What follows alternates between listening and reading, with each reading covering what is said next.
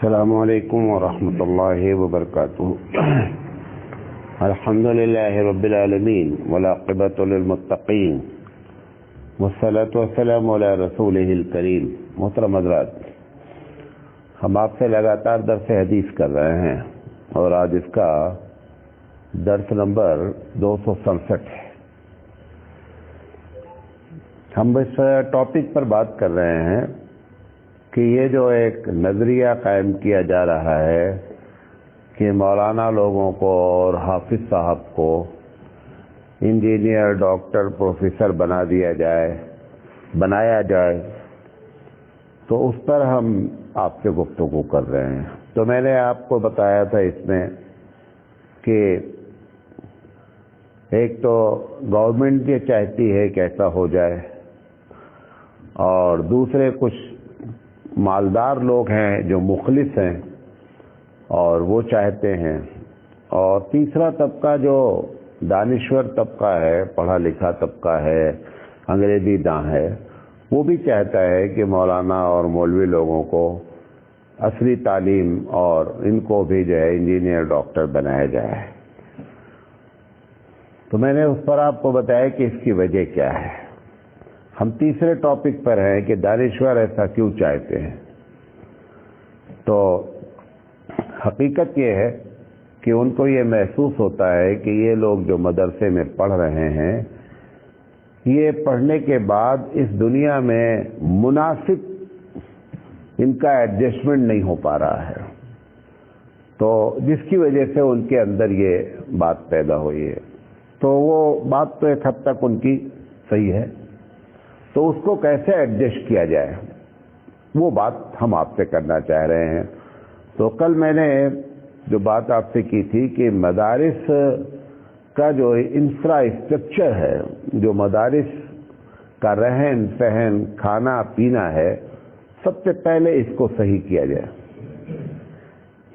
2-4% مدارس صحیح ہیں، بقیہ 90-95% جو ہے وہ مہمانان رسول کے نام پر گویا کہ لوگوں سے پیسے تو آتے ہیں، لائے جاتے ہیں، لیکن مہمانان رسول کی کوئی قدر نہیں ہے۔ جس کی میں نے 4-5 مثالیں دی تھی۔ جتنے اساتذہ ہوتے ہیں ان کا سارا کام وہ غریب بچوں کے ذریعے کرایا جاتا ہے۔ معتمم صاحب کے گھر کا کام، اساتذہ کے گھر کا کام سارے بچوں سے کرایا جاتا ہے۔ یہاں تک کہ زیادہ تر جو ہے وہ مدرسے میں بچوں، اساتذہ کے پیر دبانا ہے، فزیکلی ان کو جو ہے وہ بھی بچوں سے کرایا جاتا ہے۔ یہ ساری چیزیں جو ہے نا ایک دم غلط ہے۔ اگر کسی کا غریب بچہ ہے، وہ وہاں آیا ہوا ہے، تو اس کو آپ محبت سے پیش آئیں۔ یہ جو کچھ ہو رہا ہے غلط ہو رہا ہے۔ پھر اس کے بعد رہنے سہنے کا معاملہ جو ہے، ایک مرتبہ صرف یہ سوچیں کہ کیا ہم ایسے رہ سکتے ہیں، کیا ہمارے بچے ایسے رہ سکتے ہیں۔ جب یہ سوچیں گے تو پھر ہم اس کی اصلاح کریں گے۔ یہی وجہ ہے کہ دانشور اور مالدار طبقہ ہم سے دلچسپی بہت رکھتا ہے، لیکن ہمارے مدرسے میں اپنے بچے کو داخل کبھی نہیں کرتا۔ اس کی وجہ کیا ہے؟ اس کی وجہ ایک بنیادی یہ ہے کہ یہ جو معاملہ کیا گیا ہے یہ صحیح نہیں ہے۔ اگر اس کو کنٹرول کیا جائے تو ایک بڑا فائدہ یہ ہوگا کہ مالدار اور دانشور طبقہ بھی اپنے بچوں کو یہاں لا کر کے داخل کرے گا۔ نمبر 1 یہ بات بتائی گئی تھی، اسی کو خلاصہ۔ یہ جو غیر سوٹیبل لوگ پیدا ہو رہے ہیں، اس کی بنیادی وجہ کیا ہے؟ سب سے پہلی چیز ہے، میں نے ایک دن ایک جملہ کہا تھا کہ دنیا کے کسی بھی سلیبس میں گائیڈ نہیں پڑھائی جاتی۔ گائیڈ سمجھتے ہیں؟ ہر کتاب کی ایک گائیڈ ہوتی ہے۔ بچے کیا کرتے ہیں، جب اس کو نہیں سمجھتے ہیں کتاب کو، تو وہ گائیڈ اٹھاتے ہیں۔ کی ہندی میں اس کو کی بھی کہتے ہیں، گائیڈ کہتے ہیں۔ گائیڈ کبھی سلیبس میں داخل نہیں ہوتی ہے۔ ہم لوگوں نے کیا کیا ہے کہ مدرسے میں قرآن مجید داخل کرنے کے بجائے قرآن مجید کی تفسیر کو سلیبس میں داخل کیا ہے۔ تفسیر گائیڈ ہے. ایک چھوٹی سی مثال دیتا ہوں. ہمارے پاس ایک بہت مشہور تفسیر ہے جو سب مدرسوں میں پڑھائی جاتی ہے. اس کا نام ہے تفسیر بیضاوی. تفسیر بیضاوی سب سے لاسٹ میں پڑھائی جاتی ہے. تفسیر بیضاوی کے لکھنے والے بہت قابل آدمی ہیں. انہوں نے 2 جلد میں تفسیر لکھی ہے. کتنے جلد میں؟ 2 جلد میں. پہلی جلد میں سورہ بقرہ اور دوسری جلد میں پورا قرآن. بہت سے لوگوں کو یہ معلوم بھی نہیں ہے، علماء کو نہیں معلوم ہے کہ تفسیر بیضاوی کی ایک جلد اور بھی ہے. یہ معلوم نہیں ہے. کیوں؟ وہ پڑھائی نہیں جاتی. کیوں؟ اس میں ہے بھی نہیں کچھ. وجہ کیا ہے؟ انہوں نے جو ہر تفسیر لکھنے والا اپنے وقت میں اس کا ایک ویو ہوتا ہے، اس کا ایک نظریہ ہوتا ہے. وہ جو عالم ہوتا ہے وہ پورے قرآن کریم میں اس نظریے کو خوب فوکس مارتا ہے. اب آپ نے جب گائیڈ رکھ دیا، تفسیر کو سلیبس پہ رکھ دیا، اس کا جو نظریہ ہے اسی نظریے کے لوگ پیدا ہوں گے. یہ بنیادی غلطی ہے. اور اس بات کو بہت بڑے عالم نے دارالعلوم دیوبند کے شیخ الحدیث، ہم سب کے استاد شیخ مولانا سعید احمد صاحب پالنپوری رحمۃ اللہ علیہ، انہوں نے بھی اس بات کو اپنے کلاس میں اور اپنی کتاب میں بھی انہوں نے اس بات کو کہا کہ یہ چیز صحیح نہیں ہو رہی ہے. یہ سب سے پہلے ہونا کیا چاہیے؟ پورے قرآن مجید کی 114 سورتوں کو ٹاپک وائز بانٹ دیا جائے. جیسے بڑے بڑے کلاسوں میں لیکچرز ہوتے ہیں تو اس کو ایک ٹاپک دے دیا جاتا ہے، کتاب نہیں دی جاتی ہے. ٹاپک دینے کے بعد اس سے کہہ دیا جاتا ہے کہ آپ اس ٹاپک پر بچوں کو بتائیں. وہ 1 2 4 5 لوگوں کی کتابیں پڑھ کر کے ایک چیز کو فلٹر کر کے لا کر کے اسٹوڈنٹ کے سامنے وہ کیا کرتا ہے؟ پیش کرتا ہے. قرآن کریم کو بھی پورے 114 سورتوں کو ٹاپک وائز بانٹ دیا جائے.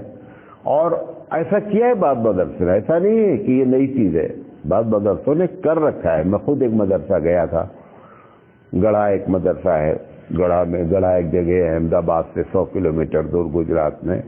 انہوں نے ٹاپک وائز سلیبس رکھا ہوا ہے. جیسے توحید ان کو پڑھانی ہے، توحید پر کتنی آیتیں کس کس انداز سے اللہ نے بات کہی ہے، وہ ساری آیتوں کو انہوں نے نکال لیا. نکال کر کے اس کی ایک کاپی بنائی. بنانے کے بعد وہ طے کر لیا کہ فلاں کلاس میں توحید پر بات کی جائے گی. اچھا، اب جب ایک ہی آیتیں ریلیٹڈ ہوتی ہے نا تو نتیجہ اس کا نکلتا بہت جلدی سلیبس کور ہوتا ہے. اب جیسے قرآن کریم میں موسیٰ علیہ السلام کا قصہ ہے، کتنی جگہ ہے؟ 50 جگہ ہے. اگر ان سب کو اکٹھا کر دیا جائے تو ترتیب بھی برابر ہو جائے گی اور بہت کم وقت میں موسیٰ علیہ السلام کا سارا قصہ کیا جا سکتا ہے؟ بتایا جا سکتا ہے.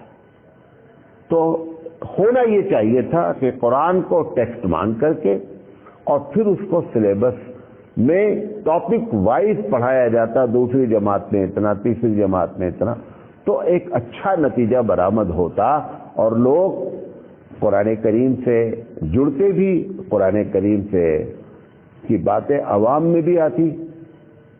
آپ دیکھتے ہوں گے کہ جتنے مقرر باتیں کرتے ہیں سب اپنی اپنی راگ الاپ رہے ہیں. آپ کو کبھی حیرت ہوگی کہ یہ لوگ سب لوگ ایک ہی قرآن حدیث پڑھتے ہیں اور پھر اتنا ڈفرینس کیسے ہو جاتا ہے؟ اس کی وجہ وہی ہے کیونکہ وہ جو پھٹ کر پڑھا گیا ہے سیٹ نہیں کر پا رہے ہیں. تقریر میں ساری چیزیں لکھی ہوئی ہیں ایک حد تک، اس میں کون اچھا مقرر ہو گیا ہے جو سیٹ اچھا کر دے، ورنہ لکھا سب کچھ ہے، سارا مواد موجود ہے.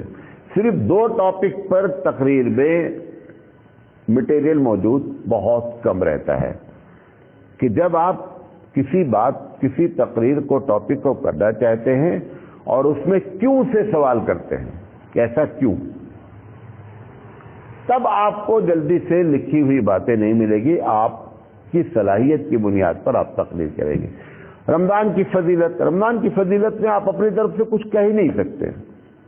جو फजीलत अल्लाह के रसूल ने बताई वो बयान कर दे, बस सिर्फ क्या है सेटिंग आप कर देते हैं। तो हकीकत है कि अगर कुरान करीम को इस तरीके से मदरसे में पढ़ाया जाए तो इसके अच्छे नताइज बरामद हो सकते हैं और सुटेबल लोग पैदा हो सकते हैं। नंबर 2, आप देखें कि सबसे ज्यादा हदीस हम पढ़ते हैं, हदीस हम पढ़ते हैं। हदीस को कभी भी हमने प्रैक्टिकल लाइफ में हमको नहीं पढ़ाया गया। नहीं समझे बात मेरी। मिसाल के तौर पर आप मस्जिद और मदरसे के टॉयलेट और बाथरूम देख लीजिए, गांव को भी सामने रख लीजिए। 90% मस्जिद के मदरसे के टॉयलेट बाथरूम गंदे रहते हैं। ये उन लोगों के बाथरूम गंदे हैं जिनको पढ़ाया गया है कि तहारत आधा ईमान है। क्यों ऐसा हुआ? क्योंकि ये प्रैक्टिकल कभी नहीं कराया गया। तहारत आधा ईमान अपनी लाइफ में कैसे ढाला जाए, प्रैक्टिकली गुफ्तगू हदीस को नहीं लाए गए। हदीस को प्रैक्टिकल में लाना चाहिए। मैं एक छोटी सी क्लास, इसके पहले मैं आपको जिक्र के आगे बताता हूं। ये असरी तालीम में एक साहब अपने स्कूल के बारे में बता रहे थे कि हमारे यहां जब पढ़ाते हैं ए फॉर एप्पल, उसको प्रैक्टिकल लेकर आते हैं। हालांकि मुश्किल काम था जो उन्होंने किया।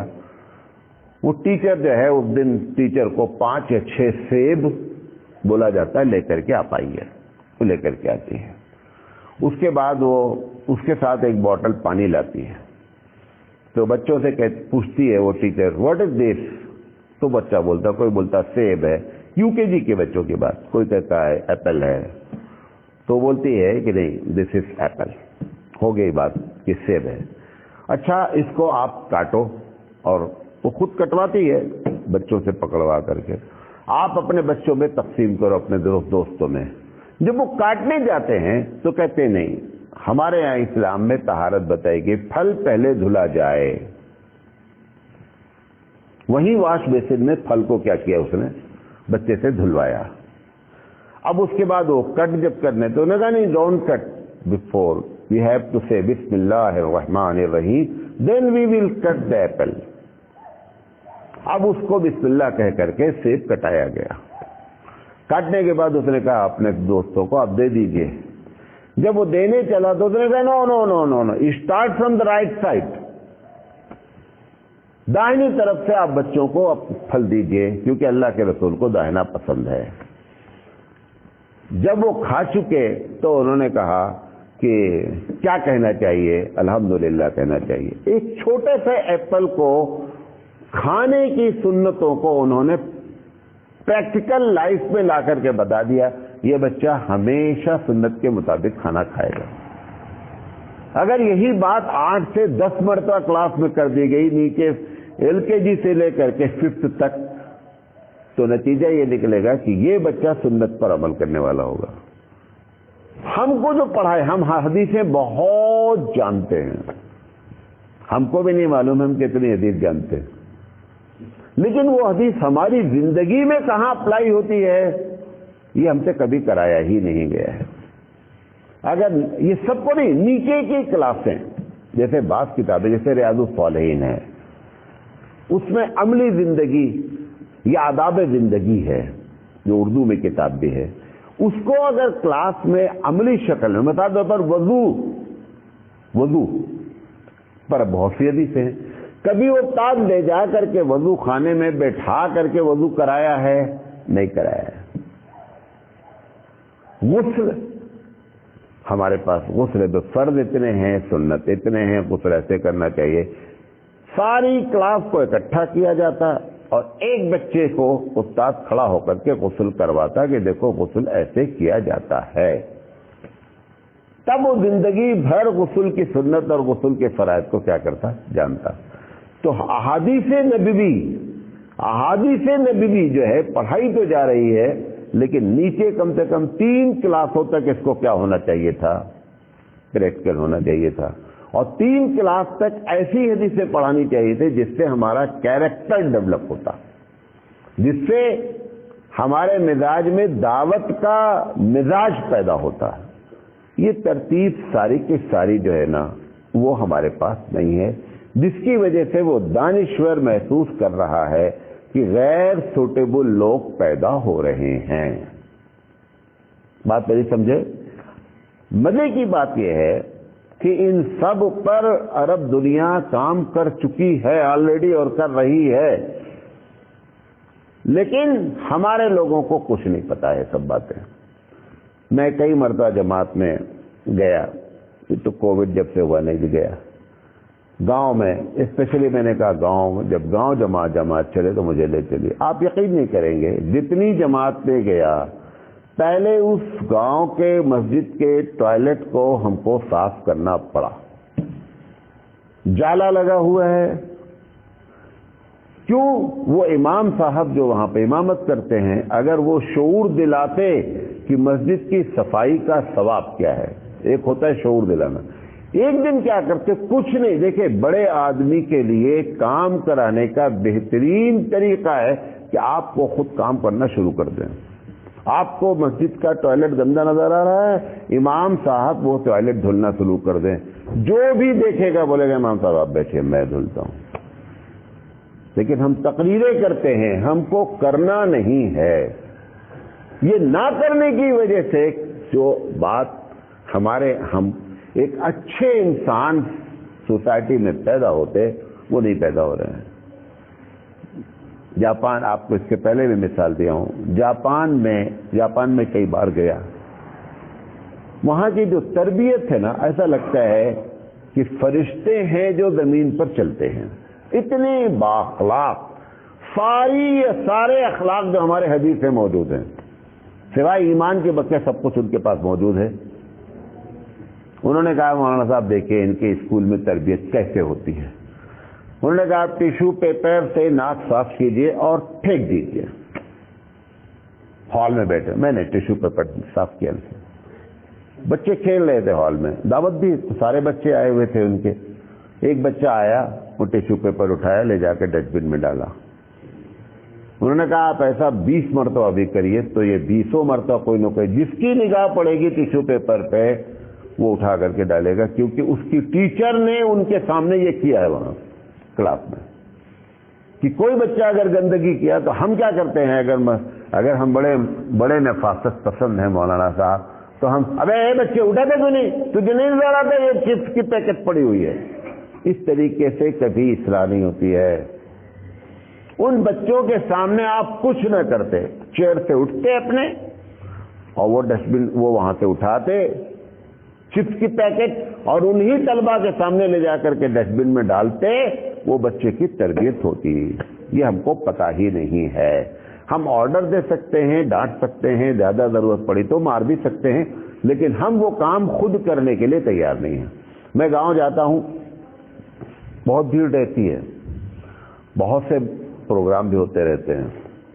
میں اپنی بات بتا رہا ہوں، اب جیسے کرسی رکھی ہوئی ہے، کیونکہ آپ کو جتنا درد ہے اتنا کسی کو درد نہیں ہے، 50 کرسی رکھی ہوئی ہے، کون سب لوگ اٹھ کے چلے گئے کھا پی کر کے، اب کوئی بھی اٹھانے والا نہیں۔ ایک طریقہ یہ ہے کہ میں بولوں بھائی کرسی اٹھاؤ، یہ بھی طریقہ ہے۔ دوسرا طریقہ یہ ہے کہ آپ کرسی اٹھا کر کے خود جوڑ کر کے رکھنا شروع کر دیں، آپ کو رکھنا نہیں پڑے گا، سب لوگ دوسرے کریں گے، لیکن آپ کو اسٹارٹ لینا پڑے گا، وہ ہم کرنے کے لیے تیار نہیں ہیں۔ لہذا ہم سوٹیبل مناسب لوگ ہم اس سوسائٹی کے لیے پیدا نہیں کر پا رہے ہیں، اور دانشور کا اریٹیشن جو اریٹیٹ ہو رہا ہے وہ ایک حد تک صحیح ہے۔ بات سمجھے؟ تیسری چیز جس کی وجہ سے ان کو اریٹیٹ ہے، کیونکہ ایک مولوی ہے تو حساب نہیں جانتا ہے، ایک مولوی ہے تو ریلوے کے قانون نہیں جانتا ہے، ایک مولوی ہے تو انکم ٹیکس کیا ہوتا ہے نہیں جانتا ہے۔ اس کے لیے چاہیے کہ نچلی کلاس سے، پہلی جماعت سے لے کر کے، اور 13 سال مولوی پڑھتا ہے، 13 سال تک لگاتار ایک پیریڈ اس کو جنرل نالج کا، جس میں انگریزی بھی پڑھائی جائے، بنیادی میتھ کی باتیں بتا دی جائیں، بنیادی سائنس کی باتیں بتائی جائیں۔ 13 سال بہت ہوتا ہے، اگر لگاتار ایک پیریڈ ڈیلی پڑھایا جائے تو یہ ایک بہترین قسم کے علماء پیدا ہوں گے. ورنہ علماء تو پیدا ہوتے رہیں گے، پیدا بھی ہو رہے ہیں، لیکن آپ جو چاہ رہے ہیں دانشور حضرات، مالدار حضرات، عوام، کہ ایک ایسے عالم پیدا ہوں جو انقلاب برپا کر دیں. یہ جالے لگے ٹوائلٹ میں، کھلے ہوئے پیشاب گھر میں پیشاب کرا کر کے آپ انقلابی آدمی پیدا نہیں کر سکتے. آپ کو معلوم ہے بھارت کے علاوہ کہیں بھی کھلا پیشاب گھر نہیں ہوتا ہے، صرف بھارت میں. کیا فضیلت ہے اس کی مجھے سمجھ میں نہیں آتی. پیشاب گھر بغیر دروازے کے کیوں بنایا جا رہا ہے؟ کیا اس کے پیچھے راز ہے؟ کون لوگوں کی تھاٹ کام کر رہی ہے؟ بھئی آپ دیکھیں، اب بعض ایسے ہیں جو 50 سال کے اوپر ہوتے ہیں، وہ پیجامہ اتار کے بیٹھ جاتے ہیں، پیچھے آپ کھڑے ہیں، سطر اپنا دکھلا رہے ہیں اور آپ دیکھ رہے ہیں. کسی کو ہوش نہیں آ رہا ہے کہ یہ غلط ہو رہا ہے. یہاں ہبلی کی بات بتائیں. ایک صاحب میرے پاس آئے، انہوں نے کہا مولانا صاحب مسجد ہماری تعمیر ہو رہی ہے، اس میں ٹوائلٹ اور وغیرہ کا کچھ کام ہے، تو آپ کسی سے کچھ کروا دیجئے. ہم نے کہا ہم کروا دیں گے ٹوائلٹ کا پورا کام، ایک شرط ہے. کیا ہے؟